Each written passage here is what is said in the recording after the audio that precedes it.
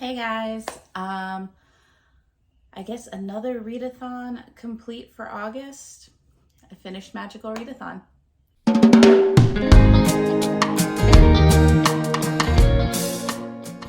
Hey guys, welcome to the Book Path. If you're new here, I'm Nicole, and if this isn't your first rodeo, thanks for sticking around.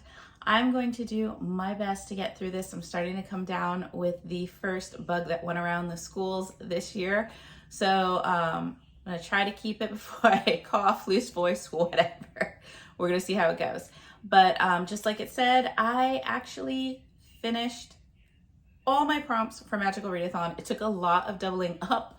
So let's go ahead and just get on into what I needed to do.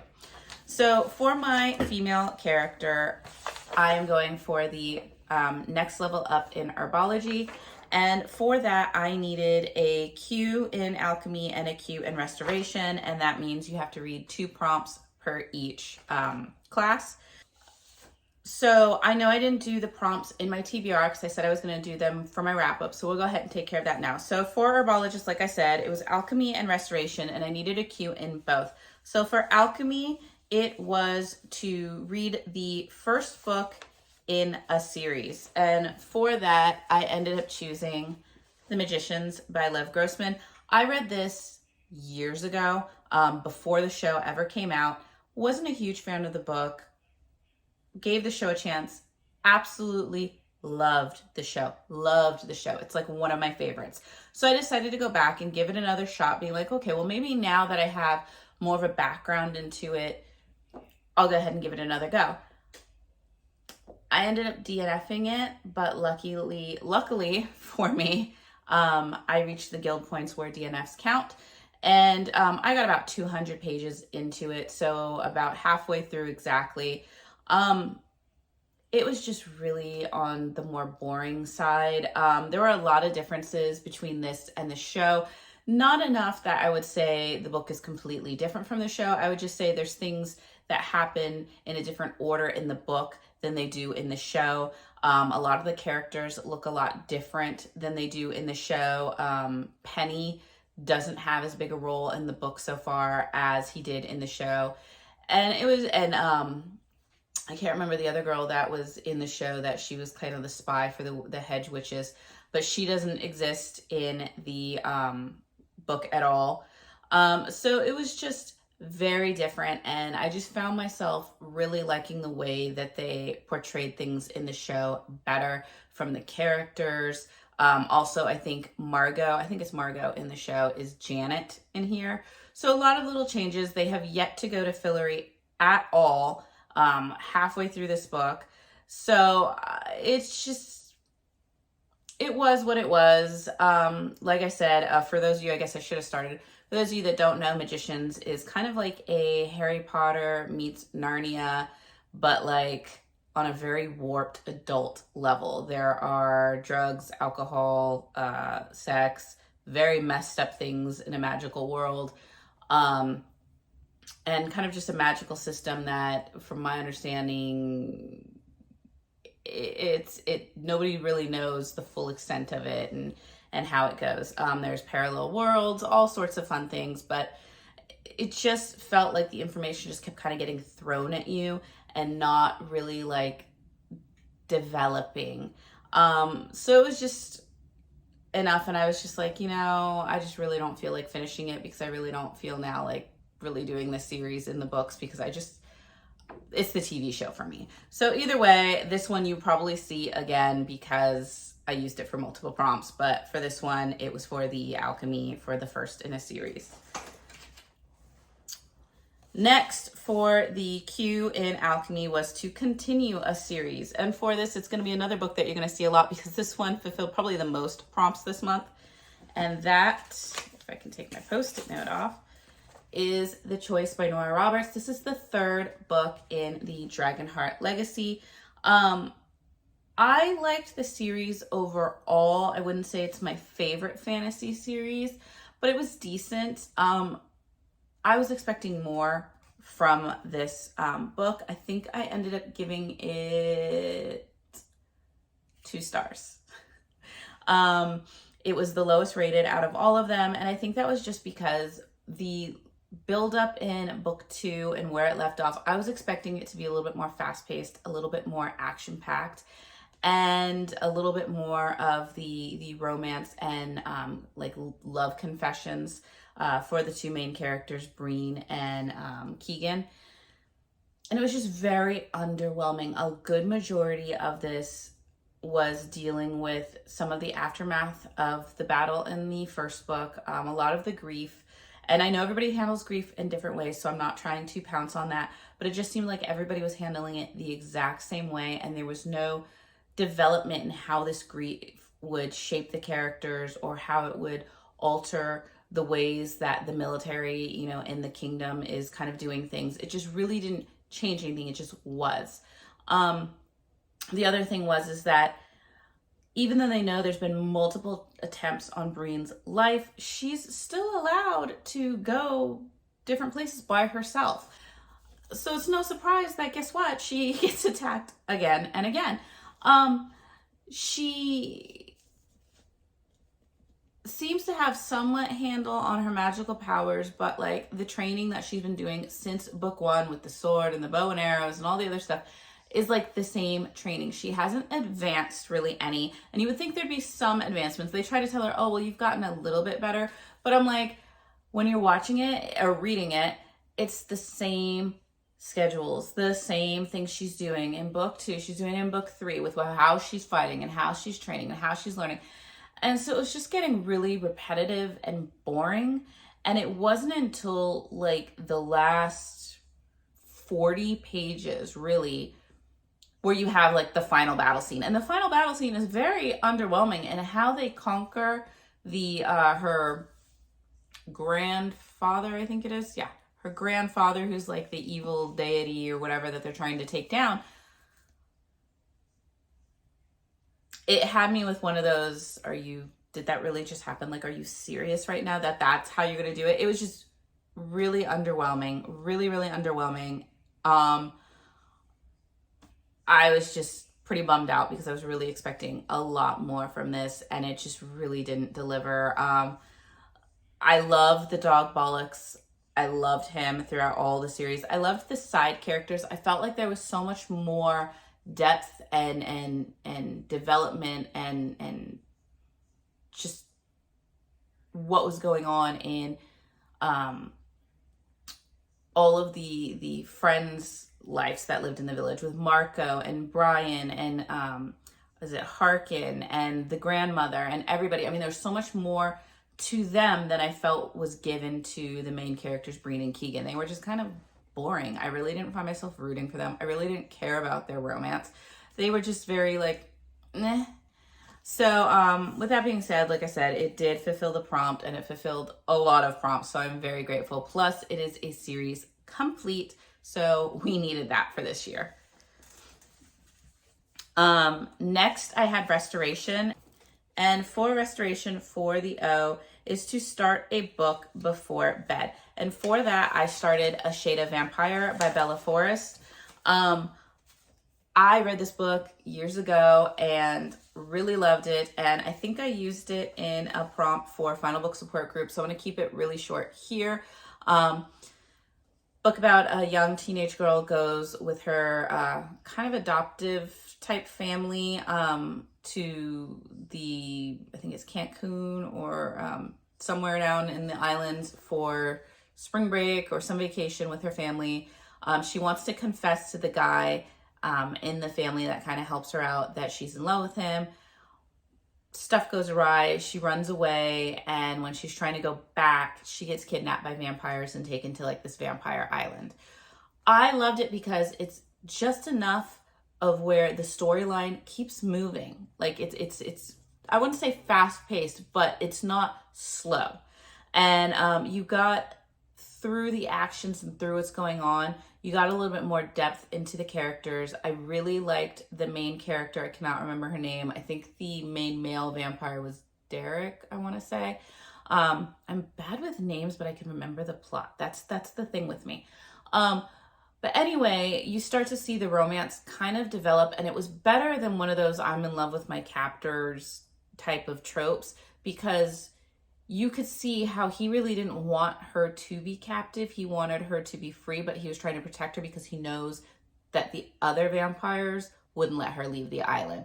So there's a lot of that going on. There's a lot of what I loved about the main character is that she fights. Like, she's not a good fighter. She's not trained or anything, but she will look for ways to escape. She will put her life on the line to escape. And what's great is she will put her line out there to defend the other people that aren't really as strong. And you don't think of her as strong in the beginning because she's got her own issues that she's dealing with. So it was just a really good book. It was 5 stars. I really enjoyed it. It's the first book also in a very, very, very long series. I think there's like 90 books or something in this series. So fun times ahead of me for that one, but it did fulfill the prompt and I had a blast reading it. So yay. And so for the Q prompt for restoration was to read a book in a different spot each time you pick it up. And for that one, for that one, I picked up Tales from the Haunted Mansion, Midnight at Madame Leota's. I also read this for, I think, Final Book Support Group, or maybe I didn't, I'm not sure. But you can see more information about this in my Haunted Mansion video where I talk about this and one of the other books in the series, as well as made my own little Lego Haunted Mansion. I'll put a link down to it below. This I expected more from. Madame Leota made a very rare appearance. It was more like Scary Stories mock-up of just various different little short scary stories, and then you happen to have somebody who's in the Haunted Mansion while they're being told these scary stories. So it was just really kind of underwhelming. And yeah, I ended up giving this one, 2 stars? So it was, whatever it was. But if you are a fan of the scary stories that you used to get in like the school book clubs, then you might like this one. Like I said, I'm not going to go into it too much because it is covered in another video. So that finished that. And with that, I ended up finishing my herbologist level. So Azraelyn will advance to her next level and go from there. So yay! But then that brings us to Farron, who is my Beastmaster.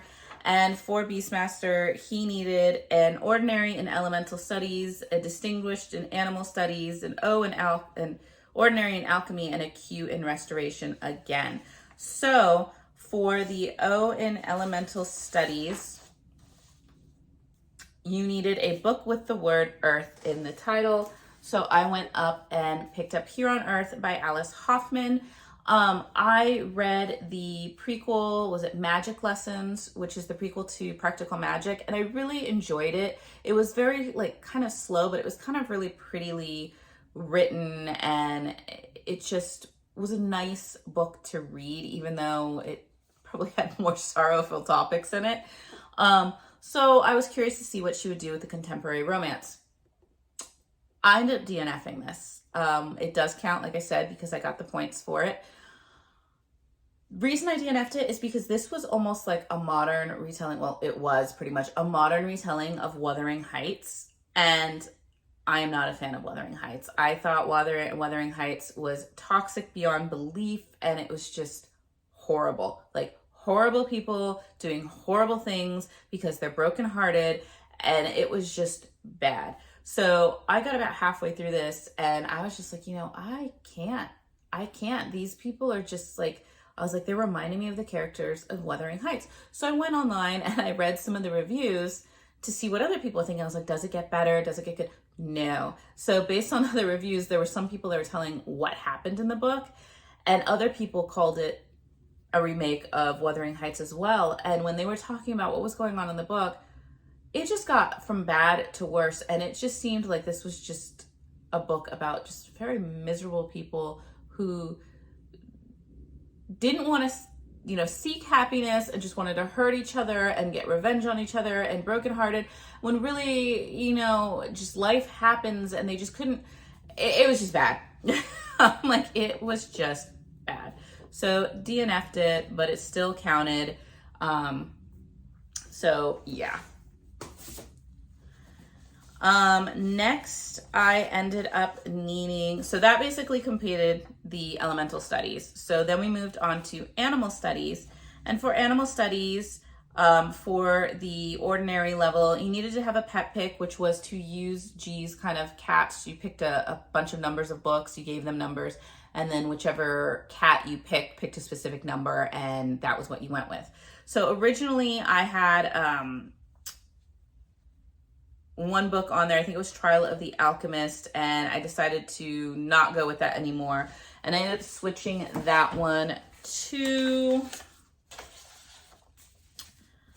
The Crown of Gilded Bones by Jennifer L. Armentrout. This is the third book in the Blood and Ash novel, and it was my first time reading this one. I had been rereading the series in July, and I only read the first two, so I reread the first two. Now this was the first time with this one. I gave this one 5 stars. Once again, it was fantastic. I love that you're getting to see more of the Atlantean world in this, and you're starting to see Poppy and Cass work together as a married couple now. And I love Cass. I think it is safe to say now that Castiel has become my new favorite leading man in a book. He's fantastic. I just love him. It was Hades. I still love Hades, but there is just something about Castiel that just, I love him. I love his playfulness. I love his sarcasm. I love his strength. I love that he can be like so honest and charming and funny, but also like flirtatiously, like just, yeah. So I love him.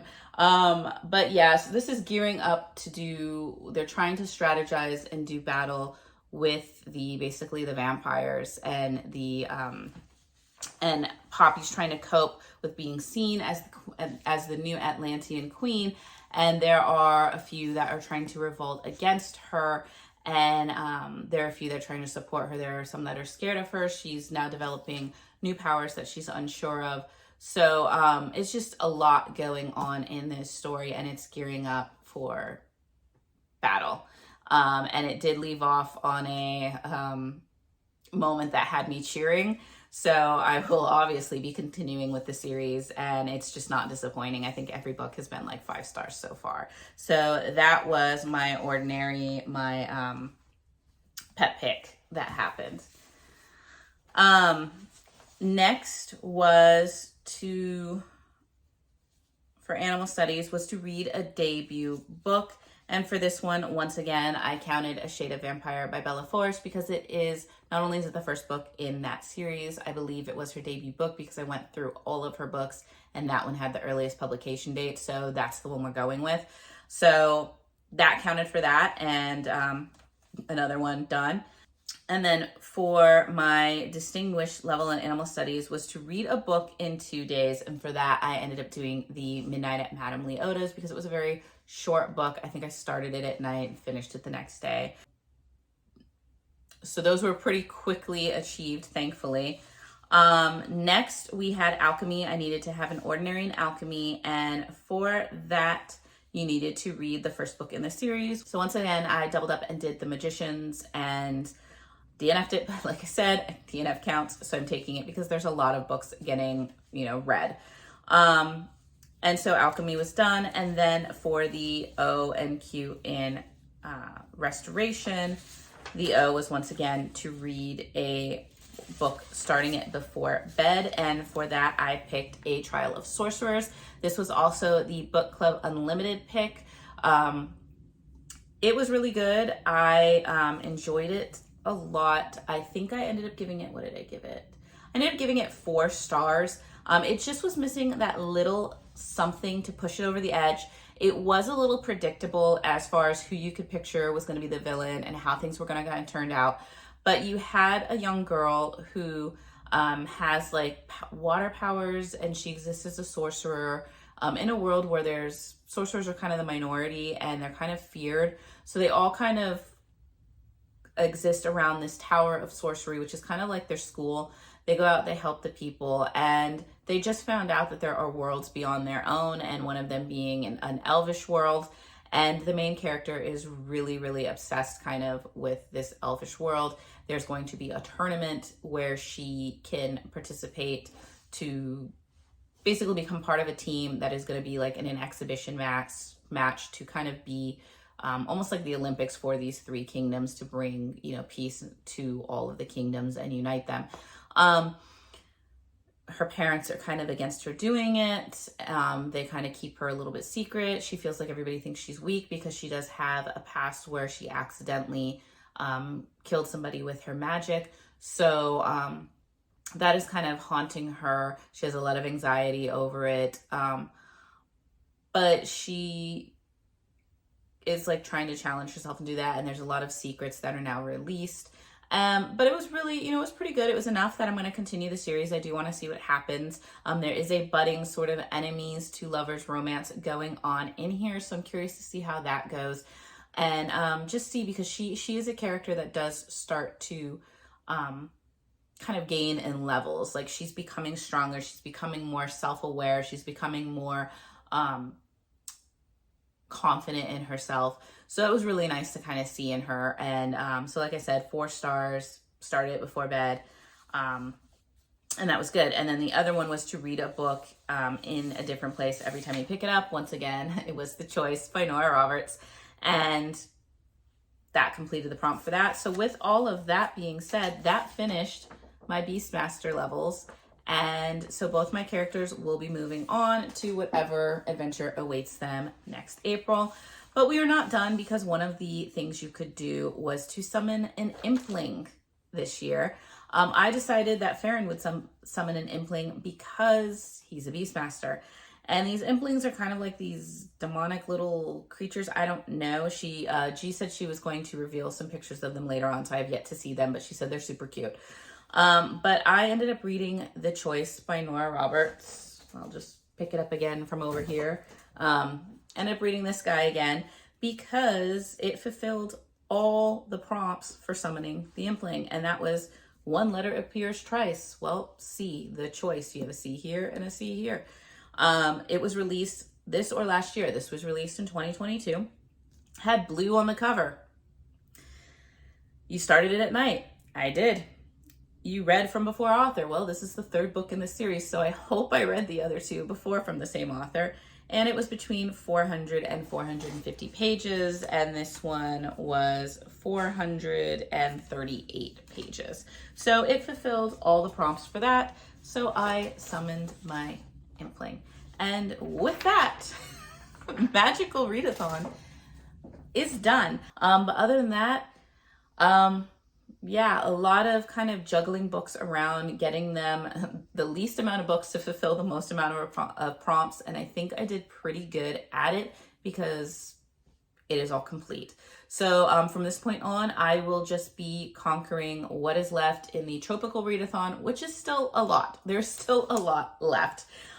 We will see how I do. I wanted to check in with you guys, see how you guys are doing. If you are participating in Magical Readathon, have you finished your prompts yet? Have you advanced? What are your prompts? What's the trickiest prompt that you are trying to tackle? Just let me know how your reading's going for the month, and how you guys are dealing with the heat. If you guys are somewhere that has been dealing with some pretty tricky weather, whether it be the fires in Hawaii or the rain that's been happening in California, or numerous other places that are being affected by some heavy weather, I wish you the best. I wish you safety. I wish you good health. And, I hope that everything works out well for you guys. So that is about it for now. And I hope to see you guys in the next video. Bye.